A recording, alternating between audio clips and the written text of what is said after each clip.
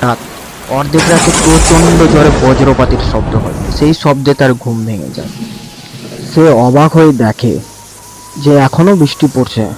সে ভাবে কালো যদি বৃষ্টি পড়া না বন্ধ হয় তাহলে তো অনেক বড় সমস্যার এসে দাঁড়াবে, তাকে না খেয়ে কাটাতে হবে। ঠিক সে যেমনই ভেবেছিল তেমনই হয়, সকালেও বৃষ্টি পড়া বন্ধ হয় না। এমনকি 1-2 দিন করে পুরো 4 দিন কেটে যায়, কিন্তু বৃষ্টি পড়া বন্ধ হয় না। সে অসহায় হয়ে সেদিন রাতে সে মনের দুঃখে বলতে লাগে, হায় ভগবান, বৃষ্টি পড়া যদি বন্ধ না হয় তাহলে আমি খাবো কি, আমার চলবে কি করে, আমাকে তো অনাহারে মরতে হবে। আজ যদি কিছু সঞ্চয় করে রাখতাম তাহলে আজ আমাকে এই অনাহারে দিন কাটাতে হতো না।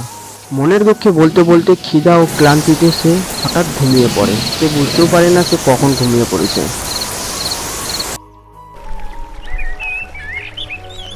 সকালে উঠে দেখে যে অবাক করা কাণ্ড, বৃষ্টি থেমে গেছে। সে খুব খুশি হয়। সে আনন্দে বলতে লাগে, ধন্যবাদ ভগবান, তোমার কৃপায় আজকে বৃষ্টি থেমে গেছে।